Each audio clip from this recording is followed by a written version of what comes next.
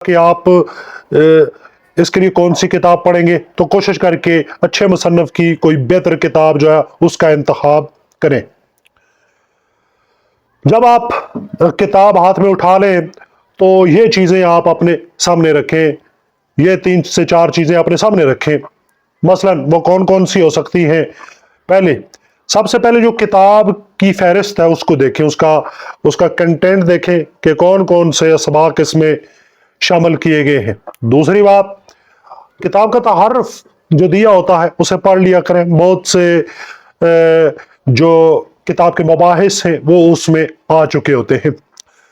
ہر سبق کے شروع میں بھی اس کی فہرست بنی ہوتی ہے، اسے بھی دیکھ لیا جائے تو بہت فائدہ ہوتا ہے۔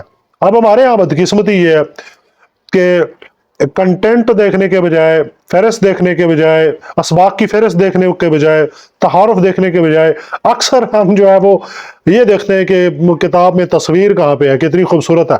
ہم نے کچھ عرصہ پہلے کالج کا میگزین چھاپا تو ہر کوئی تحریروں کے بجائے تصویروں پہ توجہ دے رہا ہے، کیا اس میں بڑی خوبصورت تصویریں ہیں، کیا کمال کی تصویریں آئی ہیں، اور پھر ہر کوئی اپنا اپنا نام تلاش کرنے کی کوشش کرتا ہے۔ تو اس طرح تو یہ لرننگ کا ماحول نہیں ہوتا۔ بہرحال اگر آپ چاہتے ہیں کہ آپ کا مطالعہ اچھا ہو تو پھر کتاب اٹھائیں تو یہ 3 سے 4 باتیں آپ دیکھ لیں۔ تیسری بات، کون سا مطالعے کا طریقہ آپ کے لیے بہتر ہے، کون سا میتھڈ آپ کے لیے بہتر ہے، یہ آپ نے خود دیکھنا ہے۔ مثلا 2 میتھڈ ہمارے ہاں زیادہ تر استعمال ہوتے ہیں، ایک میتھڈ ہے سکیننگ کا اور دوسرا ہے سکمنگ کا۔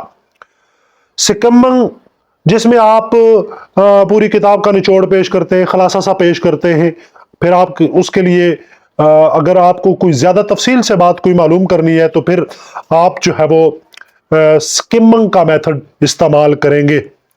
دوسرا میتھڈ ہوتا ہے سکیننگ۔ سکیننگ سے مراد یہ ہے کہ آپ نے باقی پوری کتاب کو ایک نظر دیکھنا ہے، لیکن آپ نے کسی مخصوص سوال کا جواب تلاش کرنا ہے، تو اس کے لیے آپ سکیننگ کا طریقہ اختیار کریں گے، جس کے بارے میں آگے چل کے ہم تفصیل سے بات کریں گے۔ تو سکیننگ پوری کتاب آپ نے نہیں پڑھنی ہوتی، پوری کتاب آپ دیکھیں گے ضرور، لیکن آپ کسی مخصوص سوال، کسی مخصوص معلومات تک پہنچنے کی کوشش سکیننگ میتھڈ کے تحت کریں گے۔